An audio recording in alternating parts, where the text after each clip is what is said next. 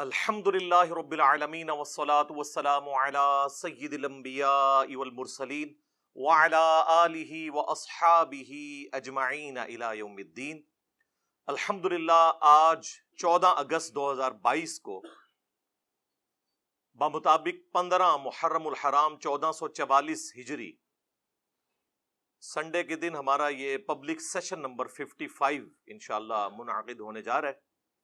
آج چونکہ یوم آزادی ہے تو اس حوالے سے میں کچھ تھوڑی بہت گفتگو شروع میں کر دوں ایک کرنٹ افیئر کے طور پر۔ آج الحمدللہ پاکستان کا 75 نمبر اینیورسری ہے آزادی کی۔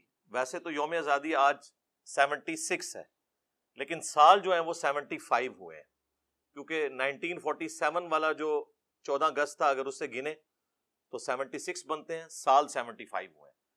اسی کو ہم ڈائمنڈ جوبلی بھی کہتے ہیں۔ اس موقع کے اوپر بالخصوص پاکستانی قوم جو پاکستان میں ہے یا باہر کے ملکوں میں محنت مزدوری کرنے کے لیے گئے ہیں ان کو، اور بالعموم ہم پوری امت مسلمہ کو مبارکباد پیش کرتے ہیں، اور سب سے یہ ریکویسٹ کریں گے کہ اللہ کے حضور اس نعمت کا شکر ادا کریں۔ دیکھ لیں آپ ہمارے پڑوسی ملک انڈیا کے اندر مسلمانوں پہ کیا ظلم ہو رہا ہے۔ پہلے وہ ظلم صرف آکوپائڈ کشمیر تک تھا، لیکن اب تو جب سے یہ بدماش مودی حکومت آئی ہے اس کے بعد سے تو پورے ملک کے اندر مسلمانوں کا جینا دوبر کر دیا انہوں نے۔ اس کے علاوہ بھی جو آزادی ہمیں یہاں پہ حاصل ہے، خصوصاً مذہبی آزادی، یہ الگ بات ہے کہ مولویوں کا طبقہ یہاں پہ کافی مضبوط تھا، اس کی وجہ سے وہ اختلاف رائے برداشت نہیں کرتے تھے، لیکن اب کافی حد تک ان سب کا سافٹ ویئر اپڈیٹ ہو چکا ہے الحمدللہ۔ ان تمام کمزوریوں کے باوجود پاکستان کی صورتحال at least freedom of expression کے پوائنٹ آف ویو سے، دین کی تبلیغ کے اعتبار سے دنیا میں سب سے سازگار جگہ مسلمان ملکوں میں یہی ہے۔ غیر مسلم ملکوں میں تو آپ کو پتہ ہے ویسے ہی بڑی آزادی ہے، یہاں بھی کسی کی جان کو خطرہ ہوتا ہے تو یورپ اور امریکہ میں جا کے پناہ لیتے ہیں، پھر وہاں جا کر وہ کس منہ سے انہیں یہ کہیں گے کہ اسلام میں آ جاؤ اور اسلام امن کا دین ہے؟ وہ کہیں گے تو اپنی جان بچانے کے لیے ہمارے پاس آیا ہوا ہے، ہماری جان کو بھی ونریبل کرنا ہے تو نے۔ البتہ جتنے مسلمان ملک ہیں ان میں سب سے زیادہ اگر کوئی مذہبی آزادی ہے نا کسی ملک کے اندر تو پاکستان ہے، ورنہ آپ سعودیہ کے اندر، ایران کے اندر جو مذہبی قسم کے بھی ملک ہیں ان کے اندر بھی آپ ایک خاص ریڈ لائن کو کراس نہیں کر سکتے، اور وہ ریڈ لائن بھی ان کی خود ساختہ بنائی ہوئی ہے، چاہے وہ قرآن و سنت میں بھی لکھا ہوا ہو۔ خصوصاً ہمارا یہ پلیٹ فارم جس طرح کی باتیں کر رہا ہے یہ تو نہ سنیوں کو ہضم ہوتی ہیں نہ شیعہ کو ہضم ہوتی ہیں۔ جس کے مفاد کے اوپر زر پڑتی ہے وہ کہتا ہے جی انجینئر صاحب جو ہے وہ بڑی زیادتی کر رہے ہیں ہمارے ساتھ۔ یہ کوئی نہیں کہتا کہ یہ جو کچھ کہہ رہا ہے یہ بالکل ٹھیک کہہ رہا ہے، لکھا یہ ہوا ہے، لیکن چونکہ ہمیں اس سے تکلیف ہوتی ہے اس لیے یہ انتشار ہے۔ تو وہی بات ہے کہ اگر اس کی وجہ سے انتشار ہو رہا ہے یا یہ گند کو ہائی لائٹ کرتا ہے تو یہ سارا گند تو آپ کے بزرگوں کا ڈالا ہوا ہے، ہم تو صاف کر رہے ہیں۔ تو صفائی کرتے وقت تعفن تو اٹھے گا، اس کی بدبو تو آئے گی، لیکن انشاءاللہ ایک دفعہ صفائی ہو جائے گی تو پھر آئندہ کے لیے انشاءاللہ سکون ہو جائے گا۔ تو اللہ کے حضور سب کے سب لوگ شکر ادا کریں اس موقع کے اوپر آج کے دن کے اعتبار سے۔ دوسرے نمبر پہ میں خصوصاً جو حکمران ہیں ان کی ذمہ داری ہے کہ وہ اپنی جو مخالف جماعتیں ہیں ان کو ساتھ ملا کر، جس طرح انہوں نے بڑی محنت سے یہ ایک حکومت بنا لی ہے، تو ابھی بھی جو اپوزیشن کے اندر جماعتیں بیٹھی ہیں انہیں بھی ساتھ ملائیں اور دو کام کریں جو میں اکثر کہتا ہوں، ایک چارٹر آف ڈیموکریسی اور دوسرا چارٹر آف اکانومی لکھ لیں، میثاق جمہوریت اور میثاق معیشت۔ اس کا فائدہ یہ ہوگا کہ آئندہ سے کوئی انفیئر مینز کے ذریعے دوسرے کی حکومت نہیں گرائے گا۔ جس طریقے سے آپ کو پتا ہے 2017 میں ایک حکومت گری اور پھر ابھی عمران خان صاحب کی حکومت کو بھی گرایا گیا، یہ حرکتیں نہیں ہوں گی۔ پھر وہ کہتے ہیں آئینی طریقہ ہے. وہ ہمیں پتہ ہے کہ کتے کو حلال کرنا جس طرح مولویوں کو آتا ہے, اسی طریقے سے آئین کے اندر کوئی شک تلاش کر کے اور حکومت کو الٹنا, یہ ہمارے پولیٹیشنز کو آتا ہے. ان کو پتہ ہوتا ہے کہ جو کچھ یہ کر رہے ہیں. تو یہ فائدہ ہوگا کہ اس طرح کسی کی ٹانگیں نہیں کھینچی جائیں گی. دوسرا, اگر معیشت کا چارٹر لکھا گیا, پھر کوئی حکومت یہ نہیں کہے گی کہ یہ تو پچھلی حکومت نے معاہدے کیے ہوئے تھے, ہمیں تو ملک ملے ہی دیوالیہ, ہم ہوتے تو اچھی ٹرمز پہ کرتے. جس طرح بھی یہ آج کی حکومت کہہ رہی ہے جی آئی ایم ایف کے ساتھ معاہدہ عمران خان صاحب نے کیا تھا. اب اگر اس وقت عمران خان صاحب, اس وقت کے اپوزیشن لیڈر شہباز شریف صاحب جو آج کل پرائم منسٹر ہیں, ان کی بات مان لیتے, جو انہوں نے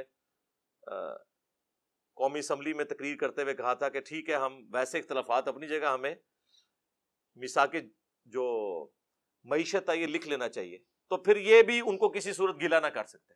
چلیں اب بھی میں رات کو دونوں پرائم منسٹرز کی تقاریر سن رہا تھا, جو موجودہ پرائم منسٹر ہیں پی ٹی وی والے اور جو دوسرے پرائم منسٹر ہیں سوشل میڈیا والے, یعنی شہباز شریف اور عمران خان صاحب. تو ایک ویسے میرے دماغ میں خیال آیا کہ کیا ہی اچھا ہوتا کہ یہ ایک جگہ پہ بیٹھ کے دونوں اپنی اپنی باتیں کر رہے ہوتے, بجائے ایک دوسرے کے خلاف کر رہے ہوتے, لیکن ایک فورم پہ بیٹھے ہوتے, اپنا اپنا موقف عوام کے سامنے رکھتے. آپ امریکہ میں دیکھیں کتنے سخت قسم کے انتخاب میں جو حریف ہیں وہ سامنے آتے ہیں, لیکن جب الیکشن کے رزلٹ آتے ہیں وہ ایک دوسرے کو تسلیم کرتے ہیں بڑے اچھے طریقے سے.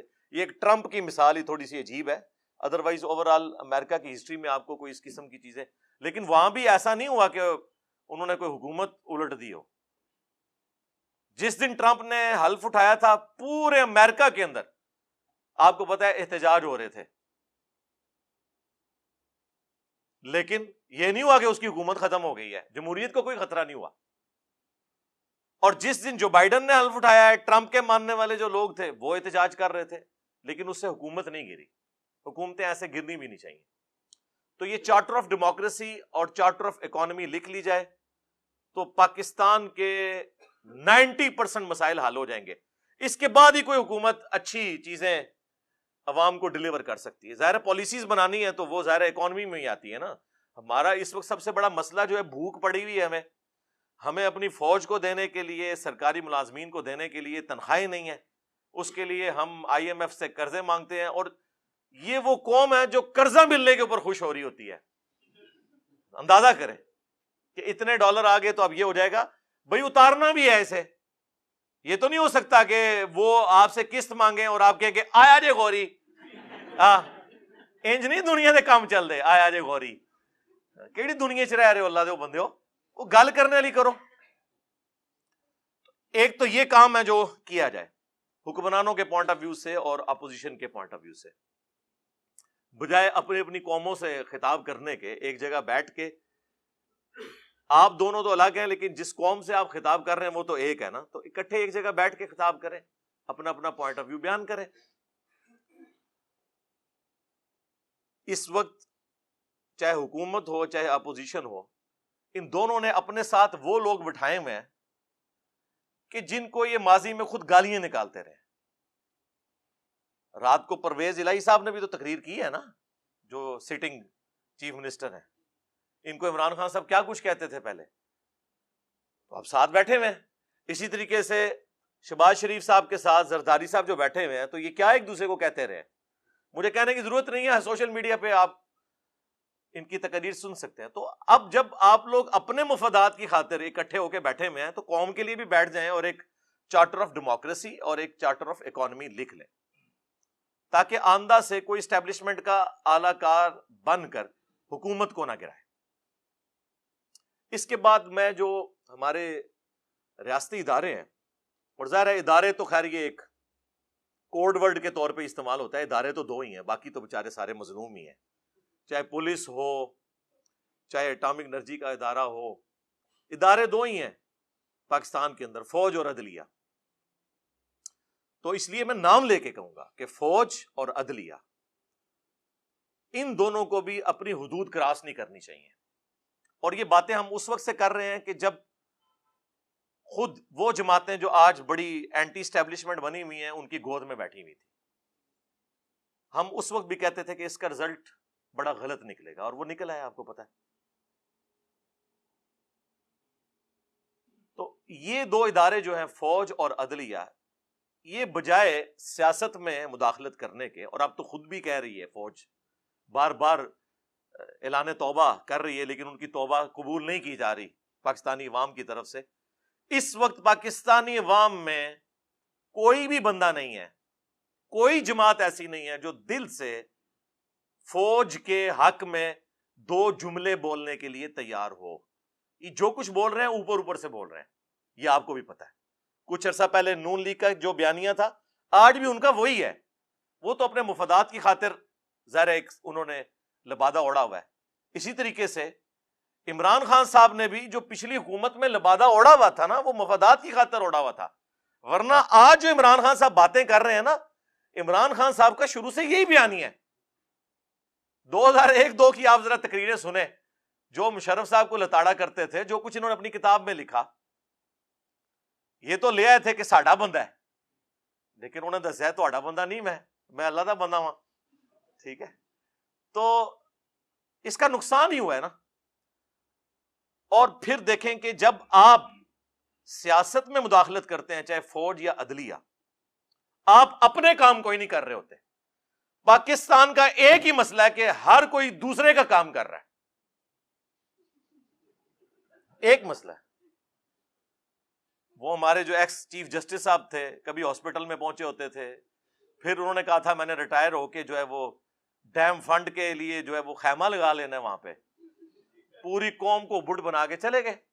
ابھی تک بینکوں کے باہر جو ہے نا ان کے وہ لگے ہوئے ہیں چندہ فنڈ کے بینرز.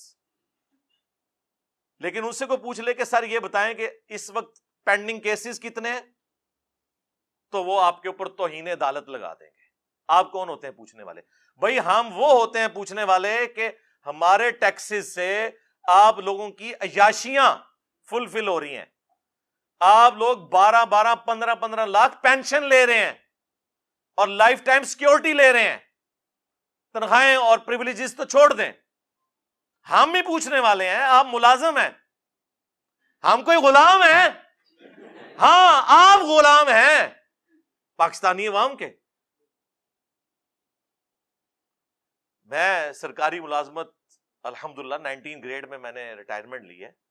میں آج بھی کہتا ہوں ہم پاکستانی عوام کے غلام ہیں. بلکہ میرے آفس میں جب کوئی کہتا تھا نا ملک و قوم کی خدمت کریں، میں نے کہا یہ کون سا یار تماشا لگایا ہوا ہے ملک و قوم کی خدمت؟ جی اٹامک انرجی والے ملک و قوم کی خدمت کر رہے ہیں، مفت کر رہے ہو، تنخواہیں لے رہے ہو، گاڑیاں لی ہوئی ہیں، ہاؤس رینٹ لے رہے ہو، لائف ٹائم پینشن لوگے.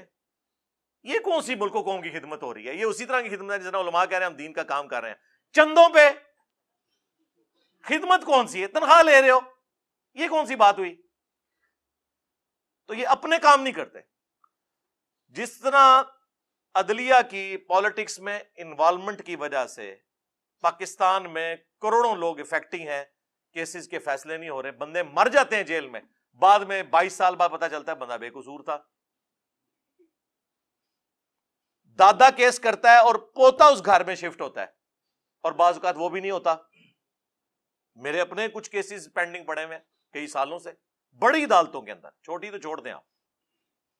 دوسری طرف فوج بھی جب پالیٹکس میں مداخلت کرے گی، میں اکثر سوچتا ہوں کہ پاکستان کی جو پولیٹیکل سچویشن ہے، خصوصاً کچھ عرصے سے جو عمران خان صاحب کو نکالے جانے کے بعد بنی ہوئی ہے، میں سوچ رہا تھا کہ ہماری جو فوج کی قیادت ہے، جو بڑے ہیں، وہ شام کے وقت جب بیٹھتے ہوں گے تو وہ اپنے کاموں کو سوچ رہے ہوں گے یا یہ پالیٹکس کو ڈسکس کر رہے ہوں گے؟ آپ کا کیا خیال ہے؟ ویسے بتائیں مجھے. ظاہر ہے ان کو یہی خطرہ ہوگا آج فلانے نے ساڑھے خلاف بیان دے دیتا، آج فلانے نے دے دیتا. ایسی صورتحال کے اندر جو اصل کام ہے فوج کا اور اداروں کا، وہ بیچارے کس حد تک کر سکیں گے؟ اور یہ بیچارے میں وہ خود ان کا اپنا بھی قصور ہے، میرے بیچارے کوئی نہیں نے. تو اس وقت دل سے کوئی جماعت بھی ان کے لیے ایک جملہ ہمدردی کا بولنے کے لیے تیار نہیں ہے، الٹا خلاف کمپین چلا رہے ہیں. یہ بھی جو کچھ آپ کو پتا ہے وہ ہیلی کاپٹر میں کچھ فوجی شہید ہوئے اور کس طرح پھر کمپین سوشل میڈیا کے اوپر چلی. اور یہ تو وہ ہے جو آپ کو نظر آ رہی ہے. آپ لوگوں سے پوچھیں, آپ ہوٹلوں پہ جا کے ٹیبل ٹاک کریں, آپ کو اندازہ ہوگا کہ میں نے تو اپنی زندگی کے اندر کبھی بھی اداروں کے لیے وہ نفرت نہیں دیکھی ہے جو اس وقت ہے. ایک پی ٹی آئی بچی ہوئی تھی نا جو دفاع کر رہی تھی, آج سب سے زیادہ ان کی زبانیں کھلی ہوئی ہیں فوج کے خلاف. رہ گئی نون لیگ, پیپلز پارٹی, JUIF. وہ اگر کوئی جملہ بولیں گے بھی تو بس جنہوں کہتے ہیں گونگلواں تو مٹی چاڑنے آستے ہیں, اندر سے وہ بھی خوش ہیں کہ ٹھیک ہو رہے ہیں نا. ہاں, تو یہ ہے ملکوں کی تباہی کا آغاز کہ جب پاکستان کے ادارے پاکستان کی عوام کی نظر میں بے عزت ہو جائیں, بے توقیر ہو جائیں. آپ لوگ سمجھ رہے ہو شاید کسی کو وسوسہ آ جائے کہ ہم کوئی ان کے ایجنڈے کے اوپر بات کر رہے ہیں. نہیں میرے بھائی, ان کے ایجنڈے پہ بات کر رہے ہوں تو ہم مجرم عوام کو قرار دیں. ہم تو کہہ رہے ہیں یہ آپ کی ہوئی آگے آئی ہیں, عوام مجرم نہیں ہے. ہمیشہ بڑے اور لیڈرز مجرم ہوتے ہیں جس طرف عوام جاتی ہے. ان کی پالیسیز کا رزلٹ یہ نکلتا ہے.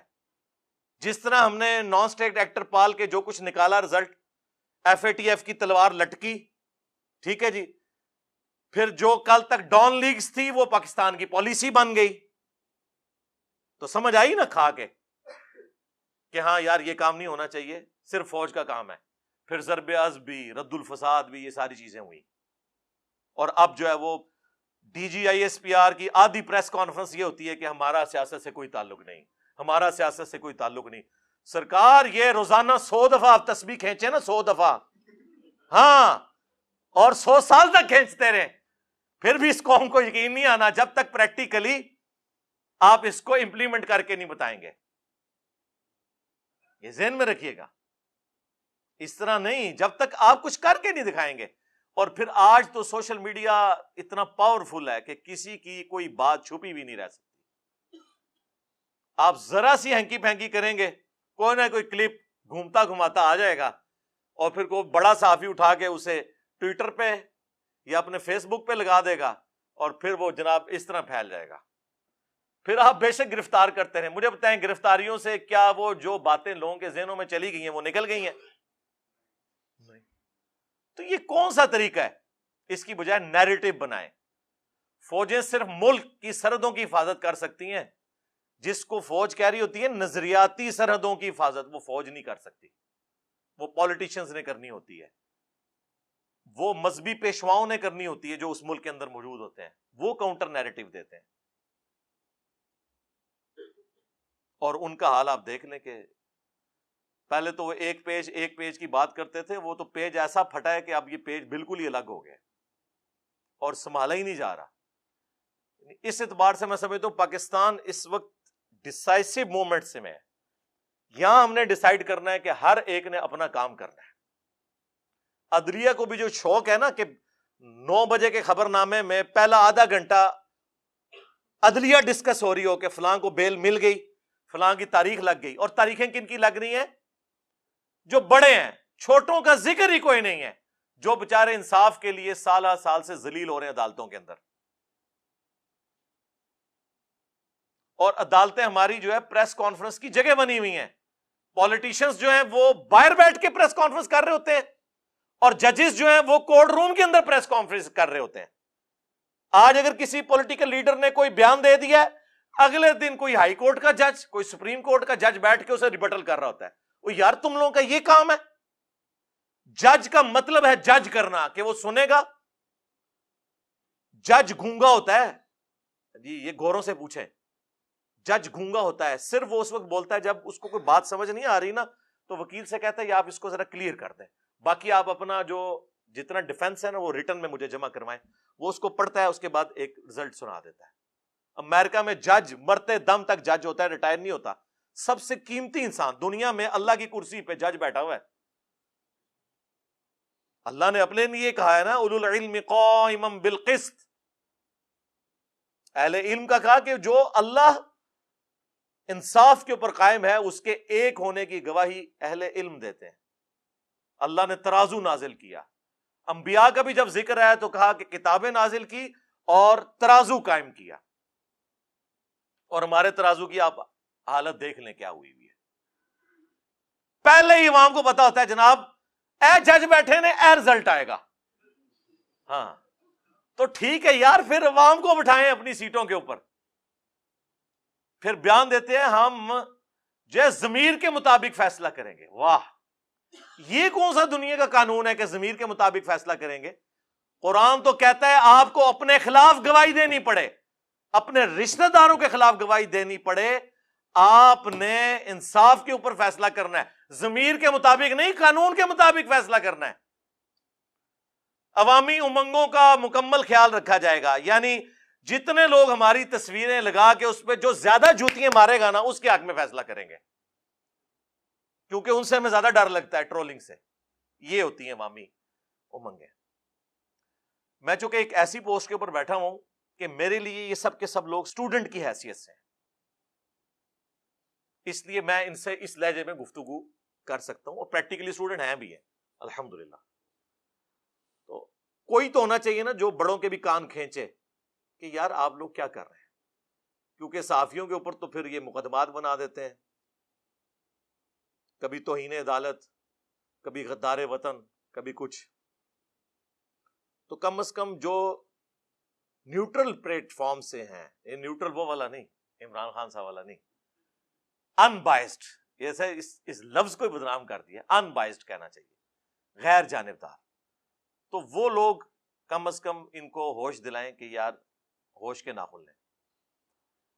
اور آخر میں جو پاکستان میں صاحب ثروت لوگ ہیں, امیر لوگ, ان سے میں ریکویسٹ کروں گا, اس وقت قوم کو اس بدحالی سے نکالنے میں آپ سب سے اہم کردار ادا کر سکتے ہیں. ہمارے جتنے بڑے بڑے پولیٹیشنز ہیں, پراپرٹی ڈیلرز ہیں, اور اس طریقے سے کاروباری لوگ ہیں جو اربوں ڈالرز کے مالک ہیں, کیا وہ ملک کو کنٹریبیوٹ نہیں کر سکتے؟ پھر اس کے اگینسٹ ایک آرگومنٹ آتا ہے کہ اگر وہ کہتے ہیں ہم نے ملک و قوم کے بیت المال میں کوئی پیسہ جمع کروایا تو پھر کوئی اور کھا جائے گا. ہم کب کہہ رہے ہیں کہ آپ پریزنٹ گورنمنٹ یا کسی بھی گورنمنٹ کے حوالے پیسہ کریں, آپ ملک کے اندر کاروبار جنریٹ کریں. دیکھیں, ایک شخص سے مجھے انتہائی شدید نوعیت کے اختلافات ہیں, ملک ریاض صاحب, بیریر ٹاؤن کے جو آنر ہیں, لیکن ایک بات ماننی پڑے گی, اس بندے کی وجہ سے پاکستان کے ملینز آف پیپل کے گھروں کے چولہے جل رہے ہیں. اس نے اسی ملک سے اکانومی کو چلا کے اتنا پیسہ جنریٹ کیا ہے. فاسٹ فوڈ میں آپ KFC, میکڈونلڈ, یہ آ کے یہاں پہ کمائی کر رہے ہیں نا. لوکل فاسٹ فوڈ تو آپ کا اس طرح کوئی کھڑا ہی نہیں ہو سکا. پراپرٹی کی فیلڈ میں بھی باہر کے لوگوں نے آگے کمائیاں کرنی تھی. اگر یہ بندہ نہ ہوتا, پھر اس کو دیکھا دیکھی ڈیفنس والوں نے اپنا DHAs لانچ کیے, آج ملک کی اکانومی انہی کی وجہ سے چل رہی ہے. انہوں نے بھی تو اسی ملک سے آپ کو سب کچھ جنریٹ کر کے بتایا, اور اس سے بڑھ کر باہر جو اوورسیز پاکستانی تھے انہیں اس بات پہ مجبور کیا کہ وہ اگر پاکستان نہیں بھی آتے تب بھی کم از کم پاکستان میں ایسی ہاؤسنگ سوسائٹیز موجود ہیں جہاں وہ اپنے مکان بنا سکتے ہیں, کبھی چھٹیاں گزارنے کے لیے آ سکتے ہیں. باقی مجھے بتائیں, یہ پاکستان میں جو عام شہروں کی حالت ہے رہنے والی, کراچی لے لیں, لاہور لے لیں, فیصل آباد لے لیں, صرف ایک اسلام آباد کچھ کہہ سکتے ہیں کہ بہتر ہے, وہ بھی بارش کے دنوں میں اس کا بھی پول کھل جاتا ہے. وہ تو نیچرل سلوپ پہ نہ ہو تو وہاں پہ بھی بری حالت ہوئی ہو, لیکن اس کے باوجود وہاں پہ بھی نالے جب ابلتے ہیں نا تو وہ پلوں کے اوپر سے جا رہے ہوتے ہیں. ظاہر نالے چھوٹے ہیں اور پیچھے سے پورا مارگلا ہلز کا پانی آتا ہے. میں تو F10 میں خود بھگتتا رہا ہوں نا, مجھے تو پتا ہے اس چیز کا. لیکن یہ دیکھیں اسی ملک سے سب کچھ کیا ہے نا. تو یہ جو صاحب ثروت لوگ ہیں ماشاءاللہ انہوں نے کاروبار جنریٹ کیا, اور کاروبار جنریٹ کریں, یہاں لوگوں کو روزگار ملے, پلس وظیفے لگائیں ایسے بچوں کے جو پڑھ سکتے ہیں لیکن ان کے پاس پیسے نہیں ہیں. ان کی تعلیم کا خرچہ اٹھائیں. پاکستان میں ایک ذریعہ ہے پاورٹی سرکل سے غریب قوم کو نکالنے کا، وہ تعلیم ہے. ہم خود لوور مڈل کلاس ہیں، آج وہ لائف انجوائے کر رہے ہیں جو ہمارے باپ داداؤں نے سوچی بھی نہیں ہوئی تھی. اور فیکٹر صرف ایک یہ ہے کہ پڑھ لکھ کے اس کی وجہ سے ہم نے اپنے خاندان کا جو لیونگ سٹینڈرڈ ہے وہ اپ کر لیا. باقی تو کوئی کاروبار نہیں تھا ہمارا.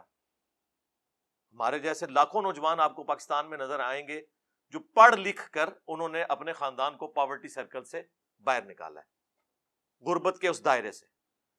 اور تو کوئی ذریعہ نہیں ہے. اب تعلیم بھی اتنی مہنگی ہو چکی ہے کہ ایک غریب آدمی کالج اور یونیورسٹی کی فیس بھی نہیں دے سکتا. میں جب انجینئرنگ یونیورسٹی میں پڑھتا تھا نا 1995 سے لے کے 2000 تک، میری سال کی فیس 3000 روپے تھی، وہ بھی انسٹالمنٹس میں. ایک 1800 کی انسٹالمنٹ 6 مہینے کی اور ایک 1200 کی. پرائیویٹ یونیورسٹی اس وقت بھی لاکھوں میں تھی. اور یہ 3000 میں پورے سال کا ہاسٹل کا خرچہ، صرف کھانے کو آپ نکال دیں، ہاسٹل میں بجلی کا، پانی کا، رہائش کا، صفائی، سب کچھ اس میں شامل. آج بھی سرکاری جو یونیورسٹیز ہیں ان کا خرچہ دیکھا جائے تو بہت کم ہے، لیکن ظاہر وہ ٹیکسز سے ہو رہا ہوتا ہے نا. لیکن اگر آپ امیجن کریں کہ سرکاری یونیورسٹیز میں کتنے لوگوں کو داخلہ ملے گا، اتنا میرٹ ہائی ہو چکا ہے. تو پرائیویٹ یونیورسٹیز میں تو غریب آدمی تو اپنے بچوں کو پڑھا نہیں سکتا. تو ایٹ لیسٹ یہ صاحب ثروت لوگ جو ہیں وہ ان لوگوں کی تعلیم کا خرچہ اٹھائیں. پھر ایسی ٹریننگز دی جائیں خصوصاً کمپیوٹر کی فیلڈ میں. اب تو فری لانسنگ کا دور ہے. میں حیران ہوں کہ بنگلہ دیش میں 6 ملین لوگ، 60 لاکھ لوگ، بچے 20 سے 30 سال کی عمر کے، ان کا جو ذریعہ معاش ہے نا وہ فری لانسنگ ہے. ہنر سیکھا ہوا ہے، کمائی کر رہے ہیں. بنگلہ دیش دنیا میں دوسرے نمبر پہ آ گیا ہے فری لانسنگ کے پوائنٹ آف ویو سے، چائنا کے بعد. ہم کہتے تھے جناب غریب قوم ہے، اور کسی کو مثال دی جاتی تھی نا تو کہا جاتا تھا تیری 2 ٹکے کی بھی اوقات نہیں ہے.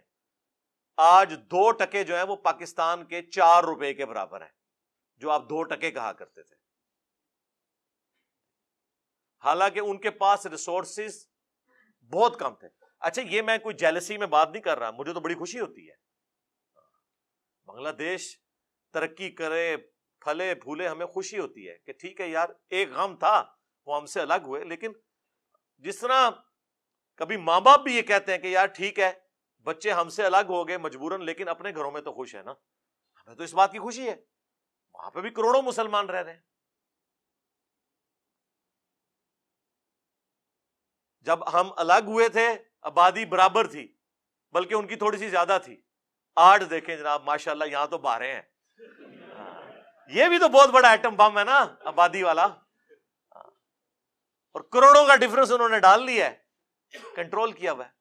یہ کون سا طریقہ ہے جی امت میں اضافہ کرنا ہے؟ جی اس طرح کی امت جو نکھٹو قسم کی اضافہ کرنا ہے، تربیت کوئی نہیں کرنی ہے. یہ پتہ نہیں کس نے ان کو پڑھا دیا ہوا ہے. وہ آپ میرے فیملی پلاننگ کے اوپر جو میری ویڈیوز ہیں وہ دیکھ لیں، وہ آج ٹاپک پھر ایک الگ ہے. تو یہ کام کرنے کا ہے. پلس جو میں اکثر کہتا ہوں کہ جو امیر حضرات ہیں خصوصاً جو ڈیفنس میں بیریئر ٹاؤن کے اندر رہ رہے ہیں، جن کے ذاتی مکان ہیں، مہینے کی انکم ان کی 2 لاکھ روپے سے زیادہ ہے، ان کے لیے کوئی مشکل نہیں ہے کہ اپنے گھر کی چھت کے اوپر ایک سولر سسٹم لگا لیں.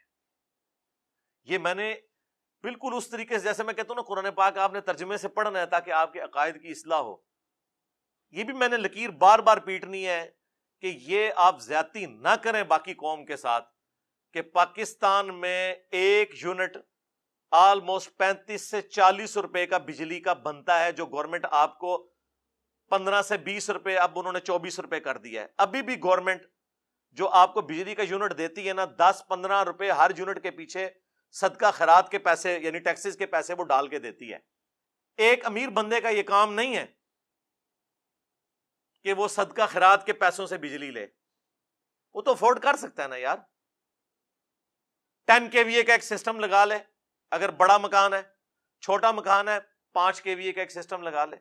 آج کی ڈیٹ میں 14 اگست 2022 بمطابق 15 محرم 1444 ہجری آلموسٹ 10 سے 11 لاکھ روپے کا 5 KVA کا سسٹم لگ جاتا ہے. 25-30 سال کے لیے آپ بجلی سے بے فکر ہو جائیں. جس طرح آپ گھر میں بورنگ کروا کے گورنمنٹ کے پانی سے بے فکر ہو جاتے ہیں نا, یہ کریں. اور دوسری آپ کی کتنی بڑی کنٹریبیوشن ہوگی کہ اگر یہ سب لوگ, بلکہ میں تو کہوں گا کہ بیریا ٹاؤن اور ڈیفنس میں جہاں لوگ کروڑوں کے پلاٹس لے کے کروڑوں کی کنسٹرکشن کر رہے ہیں, اس میں مجھے بتائیں 10 لاکھ یا 20 لاکھ روپیہ تو اونٹ کے منہ میں زیر ہے. ان کو تو آفیشلی یہ ڈکلیئر کرنا چاہیے کہ یہاں پہ مکان وہی بنائے گا جو اپنا سولر سسٹم اپنا انسٹال کرے اوپر. اور میرے بھائی جو 1.5-2 کروڑ روپے کا پلاٹ لے رہا ہے وہ 10 لاکھ روپے کا سسٹم نہیں لگا سکتا. جس کے پاس 50 لاکھ روپے کی گاڑی ہے جو چند سالوں کے لیے, اور یہ ایک پوری جنریشن کے لیے 25-30 سال کے لیے ایک سولر سسٹم نہیں وہ لگا سکتا. لیکن وہ لوکل نہیں لگانا آپ نے, جو کمپنیاں گورنمنٹ کی طرف سے ہیں جس میں ریورس میٹرنگ بھی پھر آپ کو الاؤ ہوتی ہے, جو اوریجنل والی پلیٹس ہیں. وہ میں نے اب کسی کا نام نہیں لینا ورنہ پھر ایک آپ بالکل اسپیسیفک ہو جائیں گے. کافی ساری کمپنیز ہیں, وہ آپ دیکھ لیں گے یوٹیوب پہ, آپ کو اندازہ ہو جائے گا.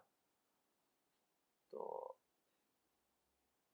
یہ کام اگر کر لیں تو اب یہ سب جو ہمارا امیر طبقہ اور زیادہ بجلی بھی یہ یوز کرتا ہے. آپ کو پتا ہے پاکستان میں 35 سے 40% لوڈ جو ہے وہ اے سیوں کا ہے جی. اگر اے سی بند کر دیے جائے نا پاکستان سے تو بجلی زیادہ ہے ہمارے پاس گرمیوں میں. مجھے بتائیں چھوٹی سی دکان میں بھی ایئر کنڈیشن لگا ہوا ہے تو ایٹ لیسٹ 1.5 سے 2,000 واٹ تو لیتا ہے ایک انورٹر بھی. وہ تو پھر چل چل کے تھوڑا جا کے پھر بھی 700-800 پہ تو آتا ہے وہ. جتنے سرکاری بلڈنگز ہیں ان کے اوپر سولر لگے ہوئے ہوں, نہ وابڈا سے ان کو بجلی دی جائے. جناب آپ یوٹیوب پہ جا کے دیکھیں جن ملکوں میں سورج اتنا نکلتا بھی نہیں, پاکستان تو آئیڈیل جگہ ہے سولر کے پوائنٹ آف ویو سے. باقی جو ونڈ انرجی ہے اس کے اعتبار سے تو صرف ہمارے کوسٹل ایریاز ہی ہیں, پورے ملک میں ونڈ انرجی تو اس طرح جنریٹ نہیں ہو سکتی. لیکن سولر پاکستان میں 330 دن سورج نکلتا ہے. یہ خوش نصیب ترین جگہوں میں سے ہے سولر کے اعتبار سے. چائنا میں دیکھیں پورے پورے پہاڑ, جس طرح یہاں پہ آپ کو درخت جنگل نظر آتے ہیں نا, سولر پینلز کے ہیں. جھیلوں کے اوپر, سمندروں کے اوپر, پولوشن زیرو, انرجی پروڈیوس ہو رہی ہے. کوئی تیل جلانے کی ضرورت نہیں ہے آپ کو, کوئی شور نہیں, کوئی کچھ نہیں. تو یہ کام کریں, پابند کریں ہاؤسنگ سوسائٹیز والے کہ سولر سسٹم اپنا لگائیں اور بجلی ان کو نہ پرووائڈ کی جائے. وہ بجلی جھونپڑیوں میں رہنے والے غریب لوگ ان کو ملے اور ان کے لیے اور سستی کریں. اور یہ بار بار جو تیل کے آپ معاہدے کر رہے ہیں اس کی بجائے سولر سسٹم خریدیں. گورنمنٹ معاہدے کرے بڑی کمپنیوں کے ساتھ. تو اب بجائے یہ پلانٹ لگانے کے جی ہم نے فلاں جگہ جو ہے ایک فرنس آئل کا پلانٹ لگا لیا, فلاں جگہ ڈیزل پلانٹ لگا لیا, اس کی بجائے میرے بھائی پاکستان میں زمین تھوڑی ہے یار, اندازہ کرو بلوچستان پورا. اور میں حیران ہو رہا تھا بلوچستان میں کتنا سیلاب آیا ہوا ہے. جہاں پانی کی ایک ایک بوند کو لوگ ترستے ہیں وہاں سیلاب آئے ہوئے ہیں. ایک ڈیم نہیں ہم بنا سکتے, پانی نہیں ہم سٹور کر سکتے. یعنی بلوچستان کا سیلاب سن کے بڑی حیرانگی ہوتی ہے. اسی طریقے سے مجھے تو ایسی حیرانگی ہوتی ہے کہ کوئی مجھے بتائے نا کہ ملتان میں برف باری ہوئی ہے تو آپ حیران ہوں گے نا. اس طرح میں حیران ہو رہا ہوں کہ یار یہ بلوچستان ہے کہ پانی سنبھالا نہیں جا رہا, اور واٹر ٹیبل وہاں پہ تقریباً 700-800 بعض جگہ 1000 فٹ پہ جا چکا ہے. پرانے طریقے چلتے آ رہے ہیں, انہی کو یوز کیا جائے. جو کنویں کھودے ہوئے یہ جتنے پانی ہیں ان کا رخ ان کنووں کی طرف کر دیں آپ تو زمین میں واٹر ٹیبل اوپر آ جائے گا. لوگوں نے پریکٹیکلی کر کے بتایا. ایک موسم کی بارشیں اگر آپ سٹور کر لیں نا, ایک علاقے کی, ایک گراؤنڈ کی, پورے علاقے کا واٹر ٹیبل اوپر آ جاتا ہے. جہاں سٹیڈیم بنے ہوئے ہیں بس اس کو ایک رخ دے دیں اور 2-4 جو کنویں ہیں ان تک پہنچا دیں, کنووں میں پانی ڈالیں, وہ نیچے خود بخود واٹر ٹیبل اوپر آ جائے گا. اسلام آباد میں آپ دیکھیں کئی جگہوں کے اوپر گرمیوں میں بالکل 300-400 فٹ پہ گیا ہوا تھا, جب بارشیں ہوئی ہیں وہ 70-80 فٹ پہ پانی آ گیا. اتنا پانی ہم ضائع کرتے ہیں. پھر جب انڈیا ہمارے خلاف مقدمہ کرتا ہے انٹرنیشنل عدالت میں جا کے تو ہم پھر چیختے ہیں کہ جناب وہ جو ہے نا جی ہمارے خلاف مقدمہ کر رہے ہیں، وہ کہتے ہیں یہ تو پانی استعمال نہیں کرتے تو یہ ضائع کرتے ہیں، ہم استعمال کریں گے. تو بجائے ان کا رونے کے کہ انہوں نے 22 ڈیم بنا لیے، ہم ڈیم بنائیں نا، ہم پانی سٹور کریں. اور بہت بڑے ڈیم بنانے کی ضرورت نہیں، چھوٹے چھوٹے بھی ڈیمز بنائے جائیں، پانی کم از کم سٹور تو کیا جائے، پینے کے لیے اویلیبل ہو. اب باتیں تو پھر آپ کو پتہ ہے ہم بھی کسی صحافی سے کم نہیں ہیں، ہاں بہت ساری باتیں کی جا سکتی ہیں، لیکن میں نے کوشش کی کہ تھوڑے سے وقت میں اپنا درد دل، چونکہ آج کا دن متقاضی تھا، 14 اگست کا دن تھا، تو میں 14 اگست کے حوالے سے کم از کم اس نیشن کے پوائنٹ آف ویو سے پاکستان کی جو حالت زار ہے جس کی وجہ سے ہم سب لوگ اب پریشان ہیں، تو 2-4 باتیں آپ کے گوش گزار کرتا. سٹارٹ بھی میں نے اللہ تعالیٰ کے شکر سے کیا تھا، اینڈ پہ بھی اللہ کا شکر ادا کرتے ہیں، اللہ ہی کی طرف رجوع لاتے ہیں، اللہ سے دعا بھی کریں کہ اللہ تعالیٰ پوری امت مسلمہ بالعموم اور بالخصوص ملک پاکستان، اس میں رہنے والے لوگوں کی دین دنیا اور آخرت کی بہتری فرمائے. صلو علی محمد و آل محمد، اللہم صلی علی محمد وعلی آل محمد و اصحاب محمد و ازواج محمد اجمعین الی یوم الدین، آمین.